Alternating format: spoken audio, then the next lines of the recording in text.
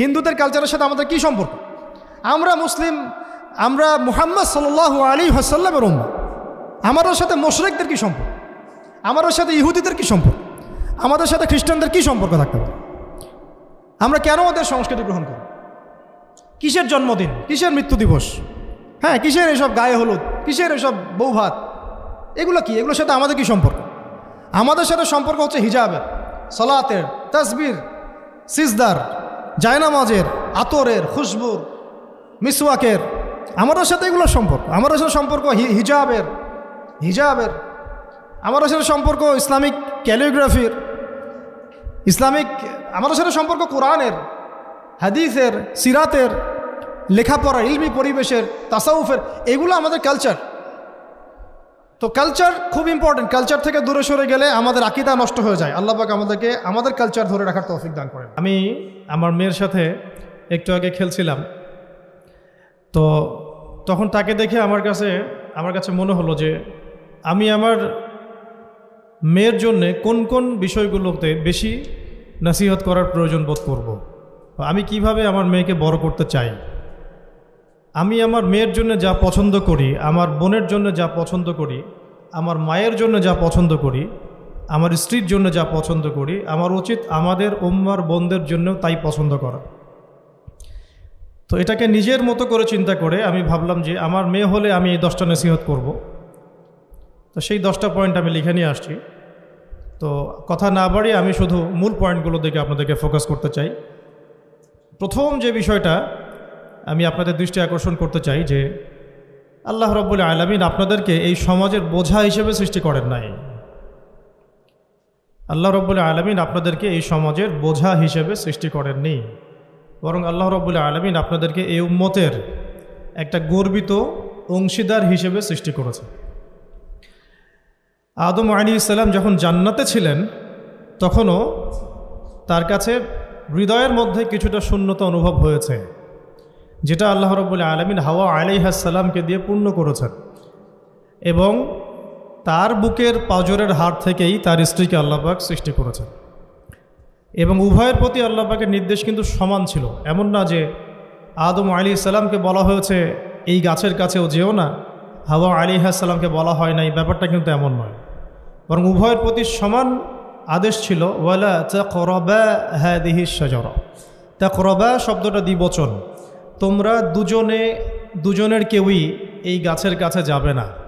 অর্থাৎ আল্লাহ পাকের যে আদেশগুলো আসমানি কিতাবের মাধ্যমে আমাদের কাছে এসেছে, এগুলো নারী এবং পুরুষের জন্য সমান।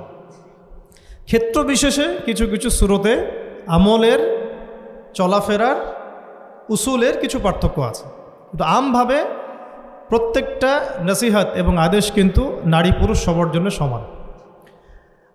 আমরা যদি চাই যে বাংলাদেশের মাটিতে দিন প্রতিষ্ঠা করতে, তাহলে শুধুমাত্র পুরুষদের ভূমিকা যথেষ্ট না, কোশ্চিনকালও যথেষ্ট না। কারণ প্রত্যেকটা পুরুষই কোনো না কোনো মায়ের সন্তান, কোনো স্ত্রীর স্বামী, কোনো বোনের ভাই, অথবা কোনো মেয়ের বাবা। তাহলে যদি শুধু পুরুষবাচক শব্দে আমরা সমাজ সংস্কার করতে যাই, আমরা ব্যর্থ হব। দুঃখের সাথে বলতে হচ্ছে এটা, কিছু কিছু ক্ষেত্রে আমাদের আত্মসমালোচনার দরকার আছে।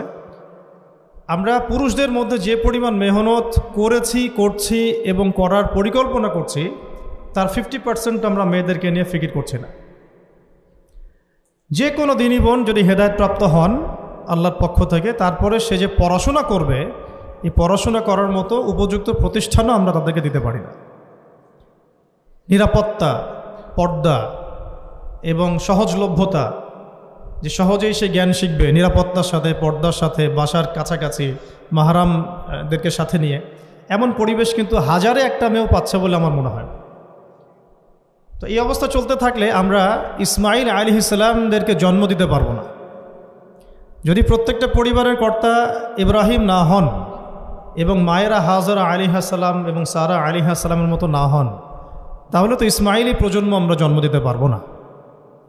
সেক্ষেত্রে আমরা আল্লাহ পাকের জমিনে দিন প্রতিষ্ঠাও করতে পারবো না। এখানে অনেক প্রান্তিকতা আমাদের মধ্যে আছে, আবার অনেক ছাড় না দেওয়ার মানসিকতা আমাদের মধ্যে আছে। যেমন আমি এখন আপনাদেরকে যেভাবে নসিহত করছি, এই তো প্রিয় দিনী বোনেরা, আমি আপনাদেরকে যে কয়েকটা পয়েন্ট টাচ করতে চাচ্ছিলাম। তার প্রথমটা হচ্ছে নোট করে নেবেন, এগুলো বাসায় পরবর্তীতে আপনারা এগুলো নিয়ে আলোচনা করতে পারবেন বা এটা নিয়ে আরও বিস্তারিত পড়াশোনা করতে পারবেন। যে দেখুন, সহজ কথা কি যে আমরা নারী পুরুষ সবাই দুনিয়াতে এসেছি, হয়তো 50, 60, 70, 100 বছর আপনি আমি বাঁচব, এবং এরপরে কিন্তু আমাদেরকে একটা জার্নি শুরু করতেই হবে। এখন আমাদের সহজ কথা কি? সহজ কথা হচ্ছে আমাদেরকে দুনিয়াতে আল্লাহ পাকের দাসত্ব করতে হবে, পরিপূর্ণ ইসলাম পালন করতে হবে, এবং আল্লাহ পাকের জমিনে তার দিনটাকে প্রতিষ্ঠার চেষ্টা করতে হবে। এছাড়া তো আমাদের কোনো কাজ নাই পৃথিবীতে আমাদের কাজটা কি আসলে? এই পৃথিবীতে আমাদের কাজটা কি? 1 নাম্বার হচ্ছে আল্লাহ পাককে চিনতে শেখা, আল্লাহ পাকের সামনে আত্মসমর্পণ করা, তার নবীর সুন্নতগুলো মেনে চলা, হালাল খাওয়া, একটা আদর্শ পরিবার গঠন করা, সন্তানদেরকে মানুষ করা, দিনের দাওয়াতের কাজ করা, এবং দিনটাকে আল্লাহর জমিনে প্রতিষ্ঠার চেষ্টা করা। এছাড়া কি আমাদের কোনো কাজ আছে পৃথিবীতে? বাকি যে কাজগুলো সেগুলো আনুষঙ্গিক, এবং সেগুলো ইবাদত হিসেবে গণ্য হবে যদি আল্লাহর জন্য হয় এবং রাসূলের তরিকায় হয়। যেমন কেউ যদি ঘুমায়, ঘুমানোর কাজটাও তো ইবাদত, যদি সেটা রাসূলের তরিকা মোতাবেক হয়। সিম্পল। খাওয়া দাওয়া করা, আমরা আমাদের চাহিদায় খাই, কিন্তু এটাও ইবাদত হিসেবে গণ্য হবে যদি খাওয়ার সুন্নাতটা আমরা ঠিকমতো আদায় করতে পারি। তাহলে প্রতিটা কাজই সুন্নাত এবং ইবাদত হবে যদি আমরা সেটার তরিকা ঠিক রাখি। মূল কাজগুলো কি? মূল কাজগুলো হচ্ছে যে, আবার বলতেছি, মূল কাজগুলো হচ্ছে 1, এই পৃথিবীতে আল্লাহকে চেনা, আল্লাহকে চিনতে শেখা। 2, আল্লাহ রাব্বুল আলামিনের সামনে শর্তহীন আত্মসমর্পণ, শর্ত সাপেক্ষে না, একদম নিঃশর্ত আত্মসমর্পণ। 3, আল্লাহ পাকের সমস্ত হুকুম আহকামগুলো মেনে চলা। 4, রাসূলুল্লাহ সাল্লাল্লাহু আলাইহি ওয়াসাল্লামের আদর্শ প্রত্যেকটা কাজে বাস্তবায়ন করা, সুন্নতের উপর থাকা। 5, হালাল খাওয়া। 6, আদর্শ পরিবার গড়ে তোলা। 7, সন্তান প্রতিপালন। 8, সৎ কাজে আদেশ। 9, অসৎ কাজে নিষেধ। 10, আল্লাহ পাকের এই জমিনের মধ্যে দিনটাকে প্রতিষ্ঠার চেষ্টা করা, যার যা সামর্থ্য আছে তাই দিয়ে। কেউ জান দিয়ে করবে, কেউ মাল দিয়ে করবে, কেউ কথা দিয়ে করবে, কেউ লিখনি দিয়ে করবে, কেউ প্রয়োজনে আল্লাহর পথে জিহাদ করবে, কেউ প্রয়োজনে শহীদ হবে, যার যেটা সুরত সে সেভাবে করবে। এছাড়া কি দুনিয়াতে আমাদের কোনো কাজ আছে? এই কাজগুলোর মধ্যে, এই কাজগুলোকে যদি আমরা বাস্তবায়ন করতে পারি তাহলে দুনিয়াতেও সফল হব ইনশাআল্লাহ, পরকালেও জান্নাতে যাব ইনশাআল্লাহ। এই তো, এই কাজগুলো যদি আমরা বাস্তবায়ন করতে পারি দুনিয়াতেও সফল হব ইনশাআল্লাহ, এবং পরকালেও জান্নাতে যাব ইনশাআল্লাহ।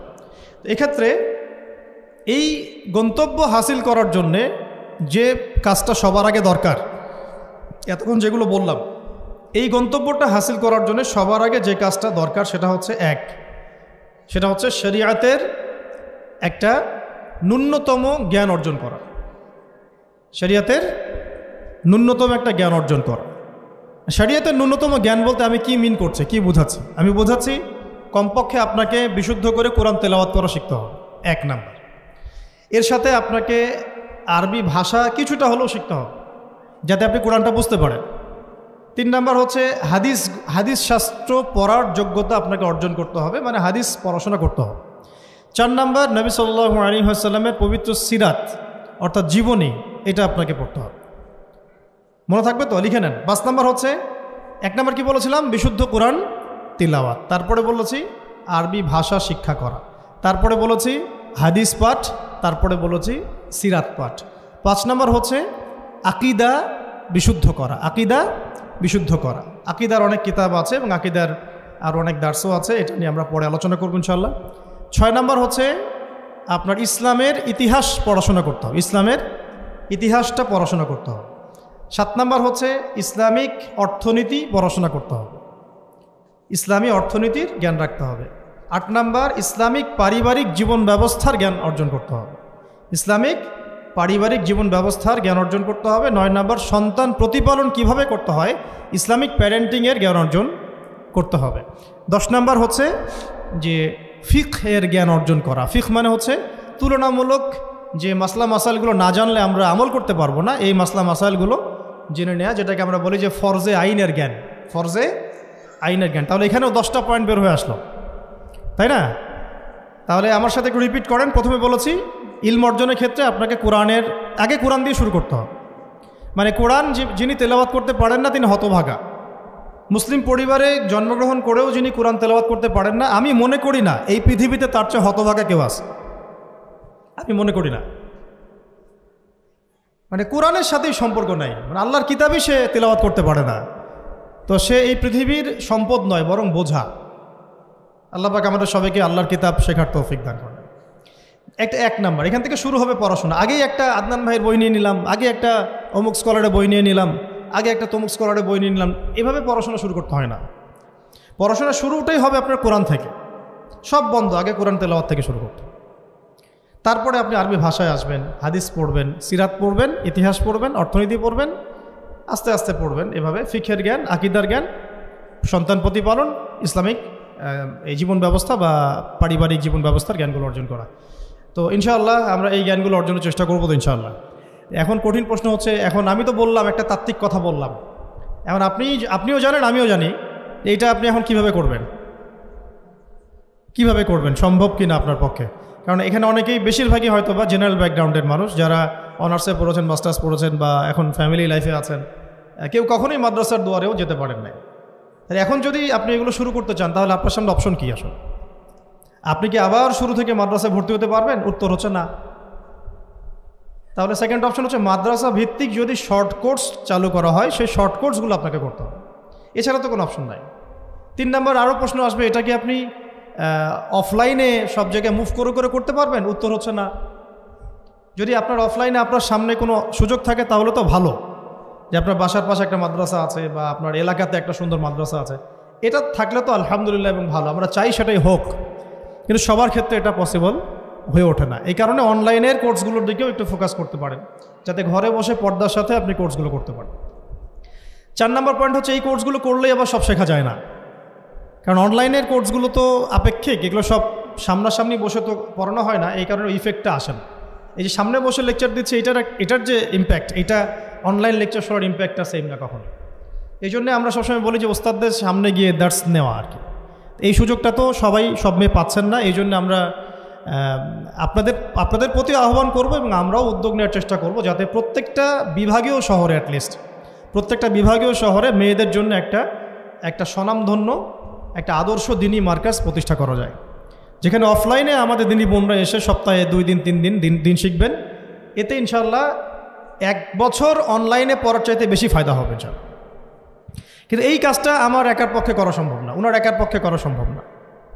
উনি বললাম এটা নিয়ে আবার ঝগড়া করতে পারে, আমাদের উস্তাজার একার পক্ষে করা সম্ভব না, আমাদের প্রিয় উস্তাজার একার পক্ষে করা সম্ভব না, ঠিক আছে? তো এটা আবার আমাদের সবাইকেই হাত লাগাতে হবে। আমার কাছে এত অর্থ সম্পদ নাই, আমার কাছে কোনো জায়গা জমিও নাই, থাকলে আমরা আল্লাহর রাস্তা ফি সাবিলিল্লাহ দিয়ে দিতাম। যাদের কাছে আছে তারা এগিয়ে আসেন, প্রতিষ্ঠান গড়ে তোলেন, প্রত্যেকটা এলাকায় একটা করে মেয়েদের মার্কাজ গড়ে তোলেন, টিচারদেরকে আমরা ট্রেন করে দেবো ইনশাআল্লাহ, সিলেবাস আমরা দিয়ে দেবো ইনশাআল্লাহ, মুআল্লিমা আমরা পাঠাবো ইনশাআল্লাহ। একটা এলাকার বোনদেরকে যেন বাইরে যেতে না হয়, সে এলাকার মধ্যেই তারা 100 জন 50 জন বসে বসে দিন শিখবে। সম্ভব না এটা করা? অনেক আগেই সম্ভব ছিল এবং জরুরিও ছিল, কিন্তু আমরা অন্যদিকে বেশি ফোকাস করছি। মেয়েদেরকে সত্যি এখানে আমরা অবহেলার মধ্যেই রেখেছি। এখন আমার মেয়ে হয়েছে বলে আমি খুব কনসিয়াস যে আমি এখন মেয়ে নিয়ে কী করবো, আমার মেয়েকে আমি কীভাবে বড় করব। এখন তো আমি মেয়েকে পড়তে অন্য কোথাও পাঠাবো না, কারণ সিকিউরিটি কনসার্ন। আমি আমার মেয়েকে কোথাও মেসে থাকতে দিব না, সিকিউরিটি কনসার্ন, এবং আমাদের গায়রতের খেলাফ, ব্যক্তিত্বের খেলাফ।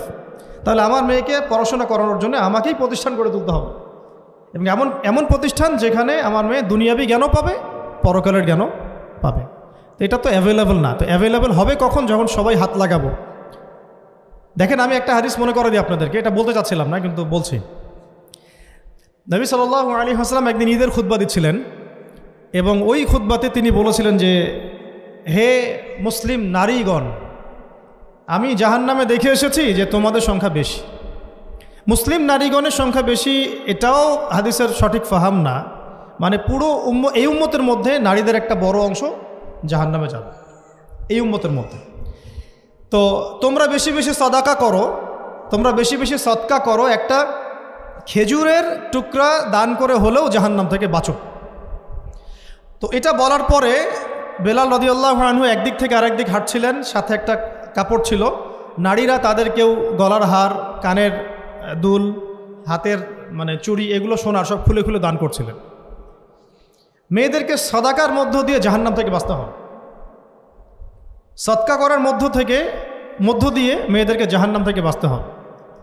আজকে যদি আপনি একটা প্রতিষ্ঠান গড়ে দিয়ে যেতে পারেন, এটা যদি আরও 50 বছর সাস্টেইন করে, এই 50 বছর এখানে যত মানুষ দিন শিখবে সমস্ত মানুষের ইলমের নেকি আপনি পাবেন।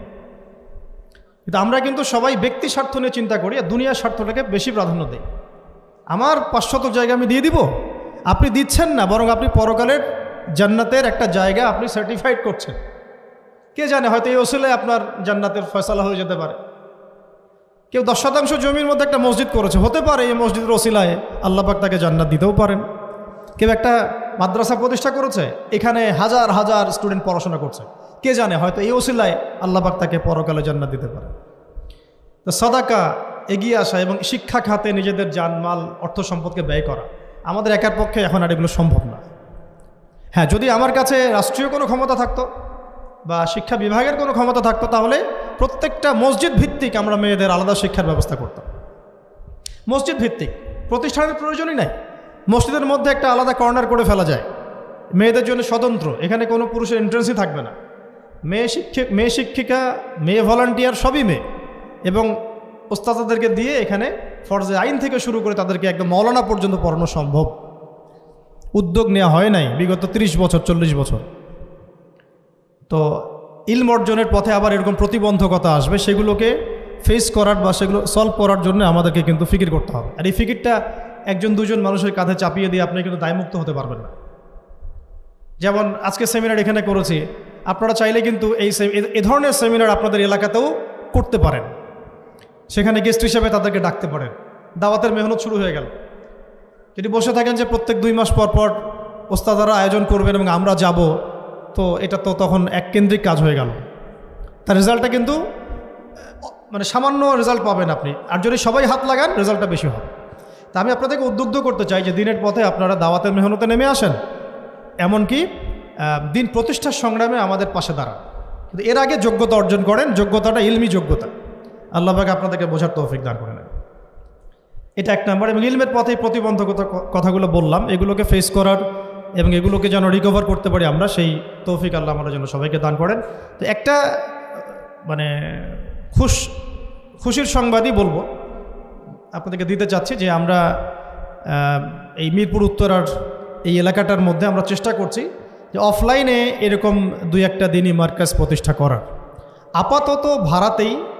এবং ইনশাআল্লাহ অল্প সময়ের মধ্যে আমরা ঢাকা শহরে, ইনশাআল্লাহ ঢাকা শহরে হোক অথবা ঢাকা শহরের একটু সাইডেই হোক, আমরা নিজস্ব জায়গা কিনে প্রতিষ্ঠান করে দেখাবো ইনশাআল্লাহ।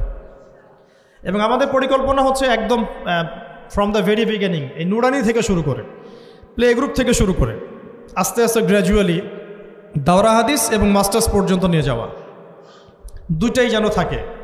এবং আমার পরিকল্পনা হচ্ছে মাস্টার্সের পরে আমাদের ছেলেমেয়েরা যেন বড় বড় ফ্যাকাল্টিগুলোতে পড়াশোনা করতে পারে, ওই রাস্তাগুলো খুলে দেয়। তো এই কাজগুলো আমার একার পক্ষে আসলে সম্ভব না। আপনারা যদি এগিয়ে আসেন সবাই, দিনী ভাইরা, দিনী বোনরা এবং আমাদের বিত্তশালী যারা আছেন, যাদেরকে আল্লাহ পাক সৎ হৃদয় দিয়েছেন এবং দান সদকা করার মতো মানসিকতা দিয়েছেন, ইনশাআল্লাহ আসেন একসাথে হাত লাগে কিছু করি, আল্লাহ পাক করার তৌফিক দান করেন। আর এই দেশের এই সময়টা, দেশের চলমান এই সময়টা আমাদের জন্য দিনের কাজ করার একটা উর্বর সময়। এখন যদি আমরা এই বিষয়গুলো গুছিয়ে নিতে পারি, 10 বছর পরে ভালো ফলাফল পাবেন সব। আমার মেয়ের বয়স আজকে থেকে 10 বছর পরে হবে 11 বছর। তো 11 বছর বয়সে আমি আয়েশাকে কোথায় দেখতে চাই, মারিয়ামকে কোথায় দেখতে চাই, ঠিক আছে, আমি আমার মেয়ে খাদিজাকে কোথায় দেখতে চাই, এটা আমাকে এখন থেকে ফিকির করতে হবে। রেডিমেড কিছুই পাবেন না, এই যুগ রেডিমেড আপনাকে কিছু দিবেই না। যদি মনে করেন একটা স্কুল প্রতিষ্ঠান চাচ্ছে রেডিমেড, যেখানে বাচ্চাকে ঢুকাবো ওকে আলেমা বানিয়ে বের করে দিবে, এমন কোনো প্রতিষ্ঠান আপনি পাবেন না। রেডিমেড কিছু হয় না, নিজের অনেক কন্ট্রিবিউশন লাগে এখানে। শুধু প্রতিষ্ঠান, শুধু কিতাব কখনোই একজন ব্যক্তির ভবিষ্যৎ গড়তে পারবে না। শুধু প্রতিষ্ঠান, শুধু কিতাব পারবে না।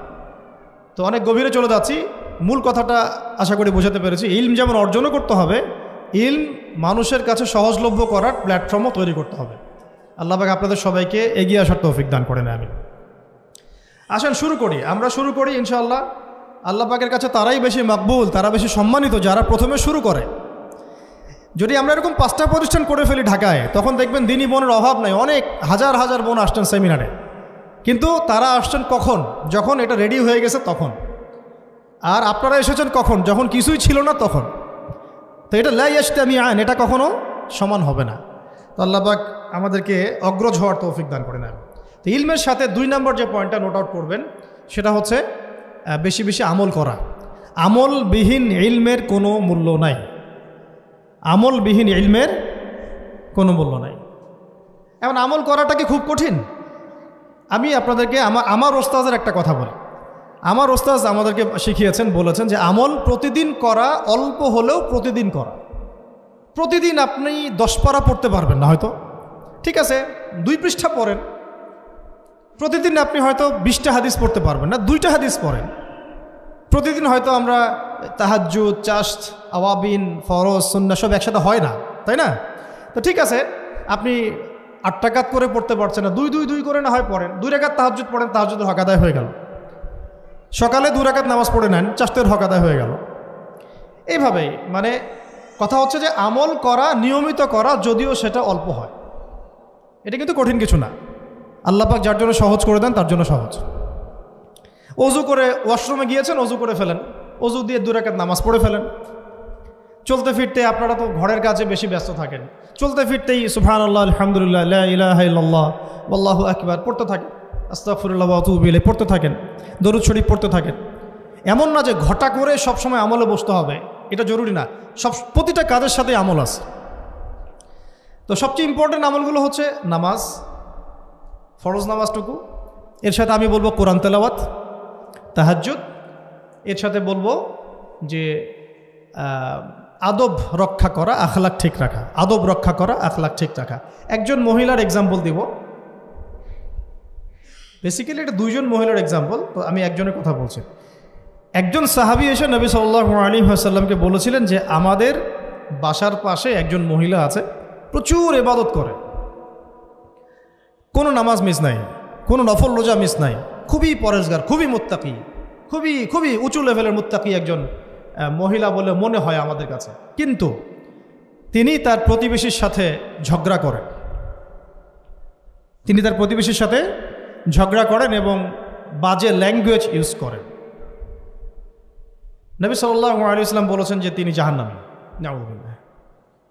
আরেকজন মহিলা সম্পর্কে বক্তব্য এসেছিল, আরেকজন সাহাবী বলেছেন যে আমাদের বাসার পাশে একজন মহিলা আছে, তেমন কোনো নামাজ, খুব বেশি ইবাদত করেন না, কিন্তু তার আখলাক, চরিত্র খুব নরম, কোমল। নবী সাল্লাল্লাহু আলাইহি ওয়াসাল্লাম বলেছেন তিনি জান্নাতি। তাহলে আমরা এই হাদিসটা থেকে বুঝতে পারছি যে আমলের মূলনীতিটা আসলে কি। আমল মানে এই না যে একেবারে সবসময় আমাকে নামাজ, রোজা, হজ জায়গাতেই ফোকাস করতে হবে। আমার আদাবুল মুআশারাটাও অনেক বড় ব্যাপার, চলাফেরা, ওঠা বসা, আমাদের ডিলিংসগুলো। তো এখানে আমি একটু বলবো আপনাদেরকে, কারণ এই যুগটা তো অনলাইনের যুগ, মিডিয়া দ্বারা প্রভাবিত হওয়ার যুগ।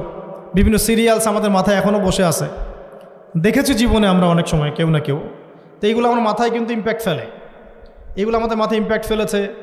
সমাজ ব্যবস্থা আমাদের মাথায় ইম্প্যাক্ট ফেলেছে, যে পরিবেশে আমরা পড়াশোনা করেছি ওই পরিবেশটা আমার উপর ইম্প্যাক্ট ফেলেছে। সব মিলে আমাদের মাথাটা এখন পুরো দূষিত, আমাদের মাথাটা কিন্তু পুরাই দূষিত, কলবটা আরও দূষিত। এইখানে যে বিষয়গুলো ফোকাস করা দরকার, যে পিতা মাতার সাথে একদম কোমল হয়ে যান, ছেড়ে দেন, নিজের অধিকারে না আসলেও ছেড়ে দেন, পিতা মাতার সাথে কোমল হয়ে যান। পিতা এবং মাতা আপনার জান্নাত জাহান্নামের মাধ্যম। যদি স্বামী থেকে থাকে, স্বামীর প্রতি নরম হয়ে যান, তাকে ছাড় দেওয়া শিখেন। সবচেয়ে বড় কথা, তাকে মহব্বত করা তো অবশ্যই জরুরি, মহব্বতের চাইতেও বেশি জরুরি স্বামীকে বিশ্বাস করা এবং তাকে সম্মান করা। এমন কোনো কথা এবং কাজ না করা যেটা স্বামীর গায়রত বা ব্যক্তিত্বে আঘাত করে। আমি পয়েন্টটা হয়তো বোঝাতে সক্ষম হয়েছি। ভালোবাসা অনেক গুরুত্বপূর্ণ বিষয়, ঠিক আছে, কিন্তু ভালোবাসা শুধুমাত্র একমাত্র গুরুত্বপূর্ণ বিষয় নয়। আরও গুরুত্বপূর্ণ বিষয় হচ্ছে বিশ্বাস, সম্মান এবং আনুগত্য। বিশ্বাস, সম্মান এবং আনুগত্য। এখন বলতে পারেন যে আমার স্বামী আমাকে অন্যায় কাজে আদেশ করলে কি আমি আনুগত্য করব? কখনোই না। যখন স্বামী আপনাকে কোরআন সুন্নাহর দিকে আপনাকে ধাবিত করবেন, তখন আপনি তার আনুগত্য করতে বাধ্য, এবং এটা আপনার জান্নাতে যাওয়ার মাধ্যম বটে। এই হাদিসটা খুব ভালো করে মনে রাখতে হবে যে এই পৃথিবীতে কেউই আল্লাহ পাকের পরে সিজদা পাওয়ার যোগ্য না। এমনকি নবীদেরকেও আল্লাহ পাক সিজদা করতে বলেন নাই, কিন্তু সেই নবী আমাদেরকে কিন্তু বলেছিলেন যে যদি আল্লাহ পরে কাউকে আমি সিজদা করতে বলতাম তাহলে আমি স্বামীদেরকে সিজদা করতে বলতাম। এটাকে তসলিমা নাসরিন স্টাইলে বুঝলে হবে না। ওরা এটাকে এভাবে নিবে যে ইসলাম মেয়েদেরকে দাসত্বের শৃঙ্খলা আবদ্ধ করতে চাচ্ছে, হ্যাঁ, আত্মস্বাধীনতা দিবে না ইত্যাদি। আমরা দেখব পরকালে আমি জান্নাতে যেতে পারছি কিনা। আল্লাহ পাকের হুকুমের চাইতে আমার কাছে কোনো যুক্তি বড় নয়। আল্লাহ পাকের হুকুমের চাইতে আমার কাছে কোনো যুক্তি, বিজ্ঞান, প্রযুক্তি এগুলো বড় মানদণ্ড নয়। শুধুমাত্র স্বামীর আনুগত্য, বিশ্বাস, সম্মানের বদৌলতে দেখা যায় যে পুরোটা জীবন এই বেচারা আপনার জন্য ঢেলে দিবেন ইনশাআল্লাহ। আর এই জায়গায় যদি দেখা যায় ঘাটতি থাকে, তখন কোনো কোনো ক্ষেত্রে ভালোবাসা যথেষ্ট হয়ে ওঠে না। এবং আপনারা জানেন এই শহরে ডিভোর্সের সংখ্যা দিন দিন বাড়ছে। কেন? এইগুলো মেজর কারণ আছে। হ্যাঁ, আমি বলছি না যে সব ছেলেই একেবারে পারফেক্ট, কখনোই না। ছেলেরাও যেমন সাহাবি না, মেয়েরাও সেরকম মহিলা সাহাবি না। কিন্তু সবর, আনুগত্য, নরম কোমলতার কোনো বিকল্প নাই। উভয় পক্ষের জন্যই নসিহতগুলো আর কি, স্বামীর জন্য এবং স্ত্রীর জন্য। আরেকটা বিষয় হচ্ছে যে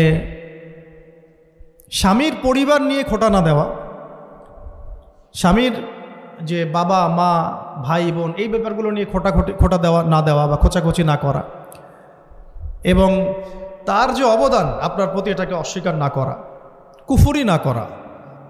একটা হাদিসের মধ্যে নবী সাল্লাল্লাহু আলাইহি ওয়াসাল্লাম কিন্তু বলেছেন যে বেশিরভাগ নারীর জাহান্নামে যাওয়ার কারণ কি? সাহাবীরা জিজ্ঞাসা করেছিলেন, তিনি বলেছেন তারা কুফরি করে। কি কুফরি করে? তারা কি আল্লাহর সাথে কুফরি করে? নবীজি বলেছেন না, বরং তারা সারা জীবন স্বামীর যে দিয়ে যাওয়া যে স্যাক্রিফাইস বা অধিকার, এটাকে হঠাৎ করে অস্বীকার করে বসে, হঠাৎ কোনো একদিন অস্বীকার করে বসে। এটার কারণে দেখা যায় আল্লাহ পাক নারাজ হয়ে যান।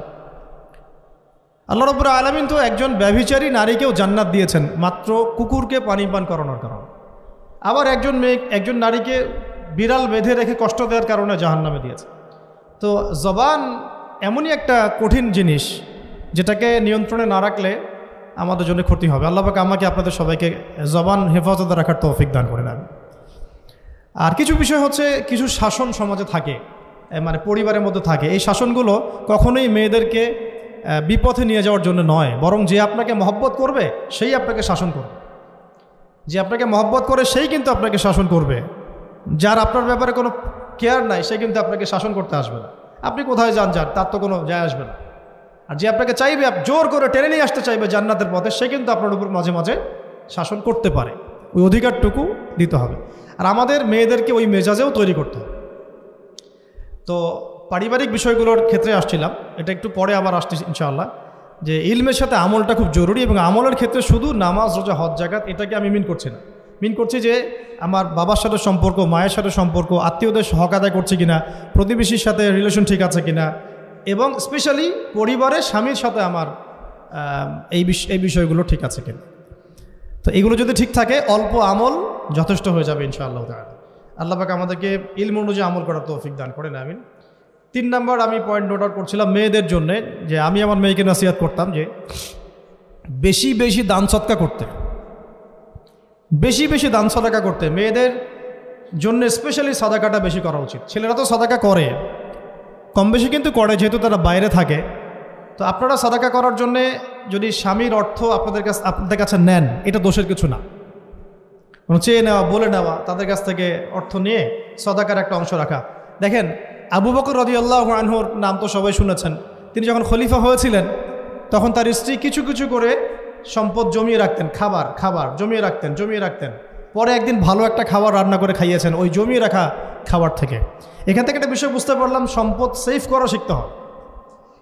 একদম আমার ইনকাম আছে বলেই যে একদম পুরো 1 লাখ টাকা ঢেলে দিতে হবে মাসে, জরুরি না। 10,000 টাকা করে সেভ করার চেষ্টা করেন, হয়তো এই 10,000 টাকা একটা পরিবারের ভরণ পোষণের জন্য যথেষ্ট হয়ে যাবে।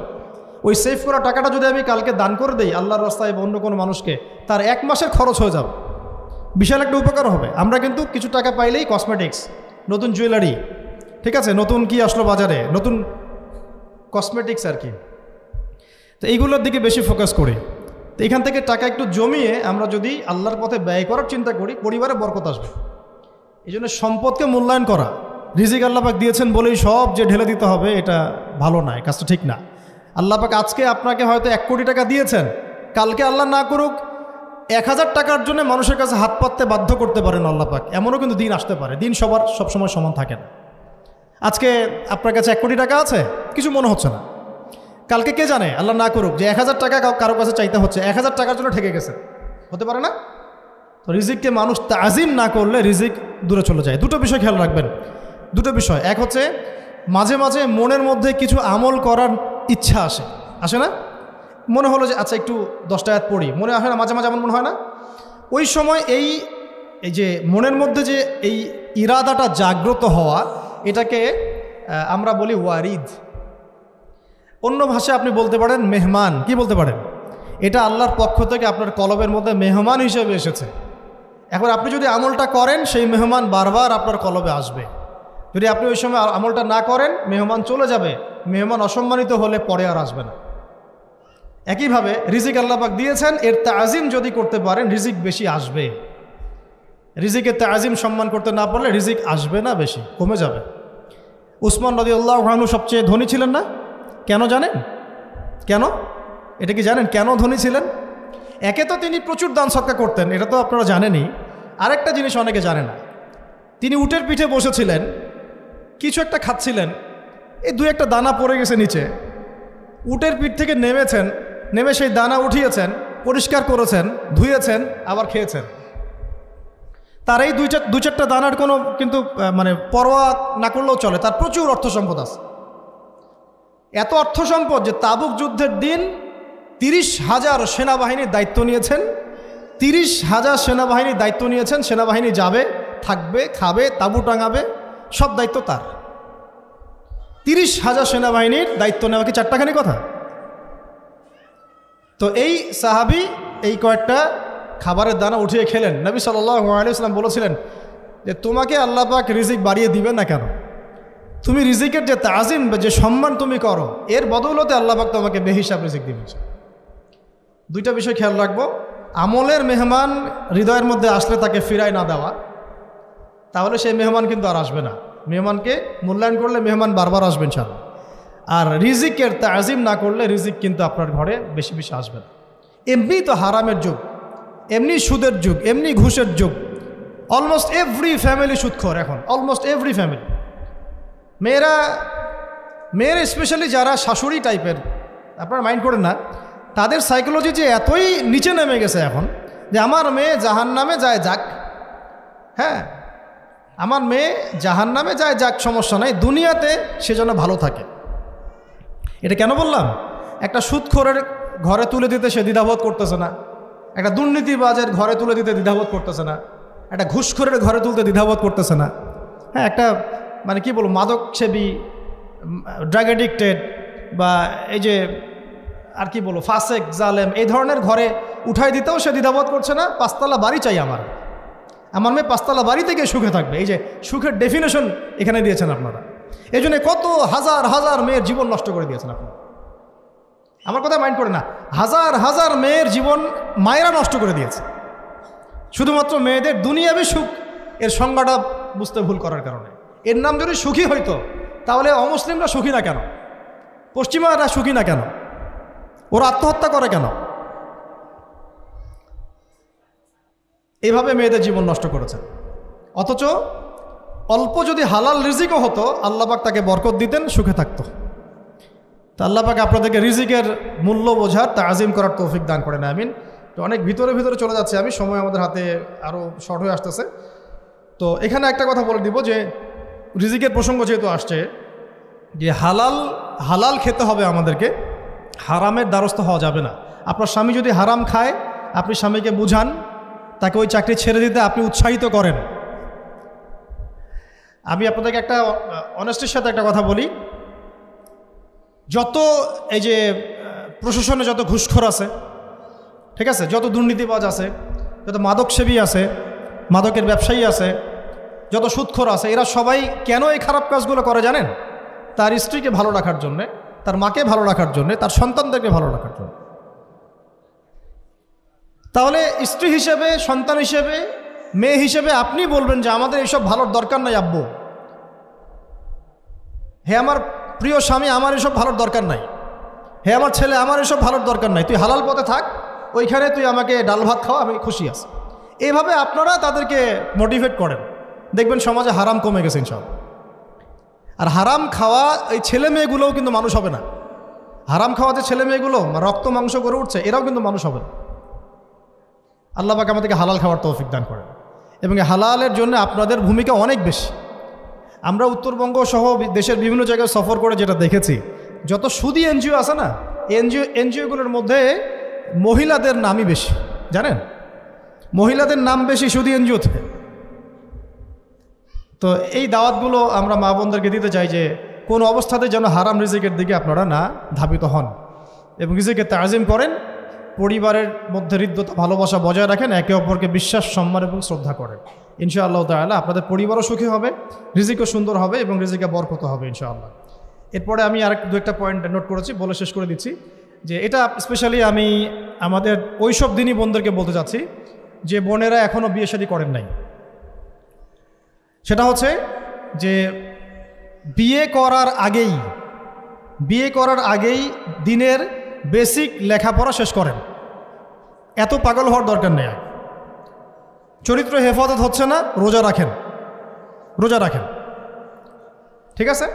দিনই পড়াশোনা আগে শেষ না করে বিয়ে করতে যায় না। বহু আলেমা যারা মাদ্রাসা লাইনের ছাত্রী ছিল, দিনই পড়াশোনা শেষ না করে বিয়ে পিড়িতে বসার কারণে কেরিয়ার ধ্বংস হয়ে গেছে। বিয়ে পরে করেন, আগে পড়াশোনাটা, তুলনামূলক পড়াশোনাটাকে শেষ করে নেন। তুলনামূলক পড়াশোনা শেষ করতে 18 থেকে 20 বছর বেশি লাগে না। যদি আপনি শুরু করেন, একদম 18 থেকে 20 বছর হতে হতে আপনার পড়াশোনা মোটামুটি শেষ হয়ে যাবে। আর যে সাবজেক্টগুলো বললাম আমি, ওইগুলোই বেসিক পড়াশোনা। এখন এটা হয়তো সবার ভাগ্যে নসিব নাও হতে পারে, সেক্ষেত্রে বিকল্প অপশন আমরা যাব। কিন্তু আগে মূলনীতি হচ্ছে একটা লেভেল পর্যন্ত পড়াশোনা করার পরেই বিয়ে করেন, কারণ বিয়ের পরে আপনার যত রেসপন্সিবিলিটি আসবে, এটা তখন পড়াশোনা মেনটেন করা এতটাও সহজ না, প্রায় অসম্ভবের পর্যায়ে পড়ে যাবে। আর দু একটা বাচ্চা কাচ্চা হয়ে গেলে তো তখন আর কোনো কথাই নেই। তাহলে আপনারা কি আমাদেরকে আয়েশা রাদিয়াল্লাহু আনহার মতো একটা প্রজন্ম দিতে পারবেন না? যদি এটা আপনাদের উদ্দেশ্য হয়, সেক্ষেত্রে কি পড়াশোনা শুরু থেকে করা উচিত না? এখন এই সুযোগটা আমাদের সব বোনদের সামনে হয়তো থাকে না, এই জন্য আমরা বললাম যে বিকল্প অপশনগুলোতে আপনারা দিন শেখার চেষ্টা করেন। আর এরপরে যখন বিয়ে করবেন, পড়াশোনা মোটামুটি শেষ হয়েছে, বিয়ে করবেন, এখন 18-20 বছর বয়স হয়ে গেছে, এখন আল্লাহর ওয়াস্তে দুনিয়াবি বিষয়কে সর্বোচ্চ অগ্রাধিকার দিয়েন না। আজীবন পস্তাবেন, এবং একবার পস্তানো শুরু করলে এই পস্তানো আজীবনও শেষ হবে। তখন মেইল করে মেসেজ করে কোনো লাভ হবে না, কারণ আপনি বিয়ের আগে দিনকে প্রাধান্য দেন নাই, বরং দুনিয়াকে প্রাধান্য দিয়েছেন। আপনি বিয়ের আগে দিনকে প্রাধান্য দেন নাই, বরং দুনিয়াকে প্রাধান্য দিয়েছেন। যখন আপনি সবসময় পরকালকে, আল্লাহকে, তার রাসূলকে প্রাধান্য দিবেন, দিনকে প্রাধান্য দিবেন, দুনিয়া আল্লাহই গুছিয়ে দিবেন। আর যখন আপনি দুনিয়াকে সর্বোচ্চ অগ্রাধিকার দিবেন, দিন আপনার কাছ থেকে দূরে সরে যাবে।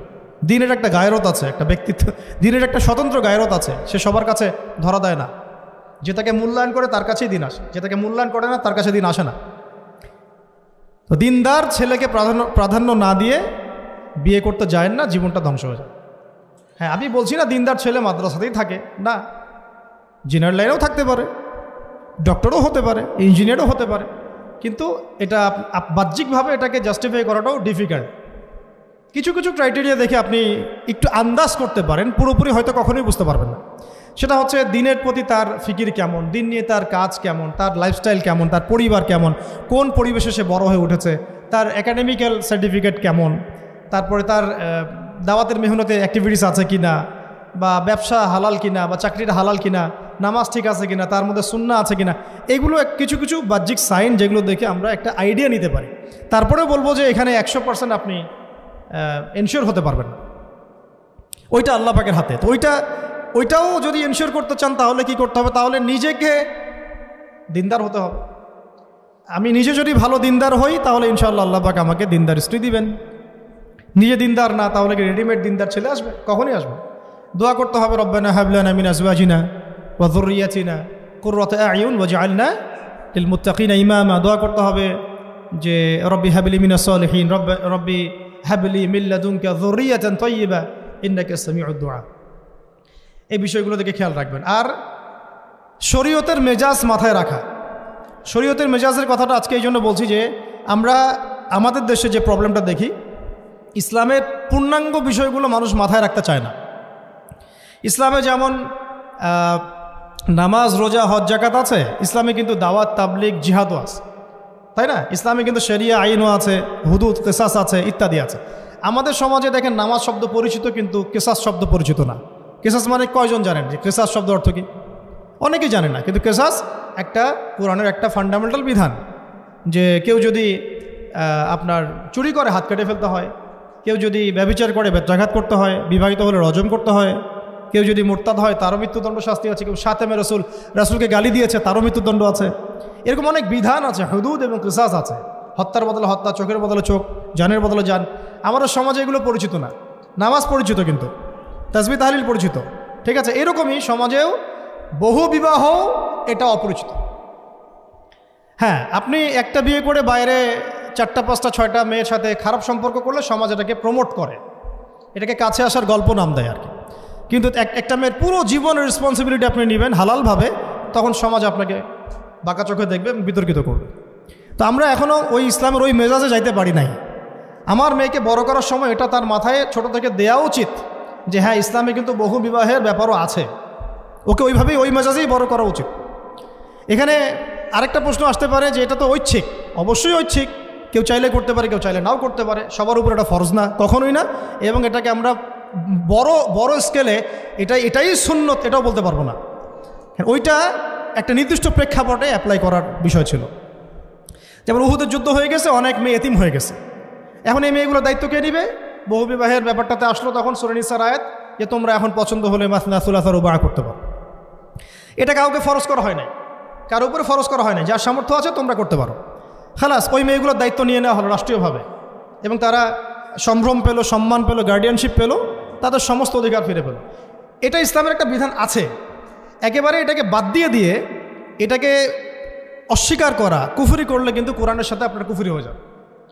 আপনার নিজস্ব রুচিবোধ থাকতে পারে যে আমি এটাকে পছন্দ করি না, সেটা আপনার ডিসিশন, এটা কোনো সমস্যার কিছু নাই। এমনকি ইসলাম আপনাদেরকে বলেছে যে মেয়ের অনুমতি ছাড়া তাকে বিয়েও দেওয়া যাবে না। সবার নিজস্ব জায়গা থাকতে পারে, কিন্তু ইসলামের প্রত্যেকটা বিধানকে মাথায় রাখা যে এটা ইসলামের একটা অংশ। না হলে আমরা অনেক সামাজিক সমস্যার সমাধান দিতে পারবো না। বাংলাদেশে এখন 6 লক্ষ মেয়ে আছে যারা এতিম, অবিবাহিতা, বিধবা, আরও বেশি। আমরা রাষ্ট্রীয়ভাবে তাদের কোনো ব্যবস্থা করতে পারবো না, সম্ভব না। তো এইখানে মেয়েদেরকে, যেহেতু মেয়েদের মধ্যে আমি কথাগুলো বলছি, এই জন্য আমি এই কথাটা টাচ করলাম যে ইসলামের পূর্ণাঙ্গ বিষয়গুলো আমাদের মাথার মধ্যে রাখা, যে আমাদের যেন এমন কোনো বিষয়কে অস্বীকার করে না বসে যেটা আবার আমাকে ঈমান থেকে বের করে দিবে। আমার নিজের আমল না হতে পারে, আমি নিজে সেটা পছন্দ না করতে পারি, বা আমার মতামত থাকতে পারে, সেটা আলাদা ইস্যুস। কিন্তু ইসলামের বিধানগুলোকে আমরা কোনোভাবে যেন ডিনাই করতে না যাই, এটা আমাদের মাথায় রাখতে হবে। আর এটা সমাজের কল্যাণের জন্যই আল্লাহ রাব্বুল আলামিনের পক্ষ থেকে একটা এখতিয়ার দেওয়া হয়েছে। আর দুটা বিষয় বলে শেষ করে দিচ্ছি, সেটা হচ্ছে ওই যে ইলমের কথা বলেছিলাম শুরুতে, এর সাথে আমি আমার ব্যক্তিগত জীবন থেকে বলছি আর 3টা জিনিস ইলমের সাথে খুব বেশি কানেক্টেড, এটা মাথায় রাখবেন। একটা হচ্ছে আদব। একটা কি? আদব। আদব রক্ষা করতে না পারলে ইলম অর্জন করতে পারবেন না। তাই আদব রক্ষা করার জন্য আমাদেরকে ওই জেনারেল লাইনে পড়াশোনার মেজাজটা ত্যাগ করে আসতে হবে। আমরা ওইখানে যে মেজাজে পড়াশোনা করি, ওই মেজাজটা আমাদেরকে একটু কর্পোরেট হতে শেখায়। মানে আমি বেতন দিয়েছি 500 টাকা, আমি 500 টাকার ক্লাস পাইলাম না কেন, তাই না? মেজাজটা এরকম আর কি। অথচ এখানে ওস্তাদের দোয়া নেওয়ার জন্য আমাদেরকে সিরিয়ালে দাঁড়িয়ে থাকতে হবে। এটা হচ্ছে এই প্ল্যাটফর্ম, এটা হচ্ছে ওই অন্য জায়গা। এখানে একজন নবী হয়েও মুসা আলাইহিস সালাম যুগের পর যুগ হাঁটছেন এমন একজন ব্যক্তির সাক্ষাতের জন্য যিনি তার চেয়ে বেশি জ্ঞানী, তার নাম খিদর আলাইহিস সালাম, যিনি তাকে সাথে নিতে চাচ্ছেন না। তিনি বলছেন যে ইন্নাকা লান তাস্তাতিআ মাইয়া সাবরা, তুমি তো আমার সাথে ধৈর্য ধরতে পারবে না। কিন্তু মুসা আলাইহিস সালাম তারপরও চললেন, বারবার প্রশ্ন করলেন, কিন্তু শেষ পর্যন্ত সম্পর্ক কিন্তু নচ্ছেদ হয়ে গেল। মনে আছে কি? হাদিস সূরা কাহফের কথা বলছে। তো এটা হচ্ছে এই ইলমের জায়গাটা এমন একটা ইলমের জায়গা যেখানে আদব রক্ষা না করলে ইলম পাওয়া যাবে না। আরেকটা বিষয় হচ্ছে তাসকিয়া, ইলম অর্জন করে ওস্তাদের কাছ থেকে দোয়া নেওয়া এবং আত্মশুদ্ধি অর্জন করা। মনের মধ্যে কোনো হিংসা না রাখা। আমাদের সবার এখন মনের মধ্যে যে হিংসা দিয়ে ভর্তি, হিংসাগুলোকে ছেড়ে দেন, মন বড় করে ফেলেন, আল্লাহর জন্য ছেড়ে দেন, হিংসা ত্যাগ করেন, গীবত করা বন্ধ করে দেন, অপবাদ দেয়া তো একেবারেই নিষেধ, পরশ্রী কাতরতা ছেড়ে দেন, মনটাকে একদম খালেস করে রাখেন। একদম সাহাবী সম্পর্কে নবীজি বলছেন, এই যে এখন যে সাহাবি ঢুকবে মসজিদে ও জান্নাতি। সবাই আগ্রহ নিয়ে বসে আছে, কে এসে? হ্যাঁ, ঢুকলেন জান্নাতি। পরের দিনও সেম কথা, এখন যে ঢুকবে সে জান্নাতি। সেম সাহাবি ঢুকলেন, পরের দিনও সেম কথা, এখন যে ঢুকবে সে জান্নাতি। সেম সাহাবি ঢুকলেন। এবার একজন সাহাবি কৌশল করে তার বাসায় গেলেন, দেখি তো কি আমল করে সে। তো দেখলেন তো রাত্রেবেলা তাহাজ্জুদে উঠতেছে না, এশার নামাজ পড়ে ঘুমায় গেছে, ফজরের নামাজে উঠল। 3 দিন থাকলেন, 3 দিন সেম সেম। তখন তিনি বললেন, আচ্ছা ভাই, তোমার ব্যাপারে নবীজি এরকম মন্তব্য করেছেন, তোমাকে তো এমন কোনো খাস আমল করতে দেখলাম না। তো তিনি বলছেন, আচ্ছা একটা বিষয় হতে পারে, আমি অত বেশি আমল হয়তো করি না, কিন্তু আমি যখন ঘুমাতে যাই আমি সবাইকে মাফ করে দিয়ে ঘুমাই। মন ফ্রেশ, মনটা থেকে সব বের করে দেওয়া, এটা তাসকিয়া, এটা ইলমের সাথে সম্পৃক্ত। আল্লাহ পাক আমাদের সবাইকে এই বিষয়গুলো বোঝার তৌফিক দান করেন। আমি আর এরপরে আমি বলবো যে সন্তান প্রতিপালনে যত্নশীল হন, কারণ এরপরে তো আমাদের অ্যাসেট তারাই। এবং মেয়েদেরকে আমি বলবো যে আপনারা বেশি বেশি সন্তান নেবেন। কে শিখাইছে একটা বাচ্চা নিতে হবে, 2টা বাচ্চা নিতে হবে? এগুলো বোগাস কথাবার্তা পশ্চিমারা শিখাইছে। আর নবী সাল্লাল্লাহু আলাইহি ওয়াসাল্লাম কি বলেছেন? আমি সেই নারীদেরকে নিয়ে গর্ব করব যেই নারীরা বেশি বেশি সন্তান জন্ম দিতে পারে। আমি আমার উম্মতের সংখ্যা নিয়ে গর্ব করব। হ্যাঁ, সবার ফিজিক্যাল কন্ডিশন এক না হতে পারে, কিন্তু এই মানসিকতাটা ত্যাগ করতে হবে যে আমার একটাই, 2টি সন্তানের বেশি নয়, একটি হলে আরও ভালো হয়। এইসব পশ্চিমা তন্ত্রমন্ত্র বন্ধ করতে হবে। ঠিক আছে, এরপরে বলবো যে মিডিয়া দিয়ে, আচ্ছা, এই সন্তান প্রতিপালনের ক্ষেত্রে একটা কথা বলে দেই যে প্যারেন্টিংয়ের অনেক বই বাজারে বের হয়েছে, প্যারেন্টিং টিপস আছে। এই প্যারেন্টিংটা নিয়ে আলাদা ইনশাল্লাহ একদিন সেশন করবো, এখানে অনেক কথা বলার আছে। সন্তান প্রতিপালন একটা শিল্প, সন্তান প্রতিপালনটা একটা শিল্প, খুব ধৈর্যের কাজ, সবরের কাজ, লেগে থাকার কাজ। সন্তানকে সময় দেওয়া, ওর খাবারের দিকে খেয়াল রাখা, ওর মানসিকতার দিকে খেয়াল রাখা, ওর ফিজিক্যাল অ্যাক্টিভিটিস দিকে খেয়াল রাখা, ওর মানে আত্মা দূষিত হয়ে যাচ্ছে কিনা এটা খেয়াল রাখা, ওর ভালো একাডেমিক পরিবেশ নিশ্চিত করা, ভালো ওস্তাদ দেওয়া, ওর সাথে মেশা, ওকে আদর করা, অনেক কিছু আছে। এটা নিয়ে ইনশাল্লাহ আমরা একদিন আরেকটা সেশন করবো ইনশাল্লাহ।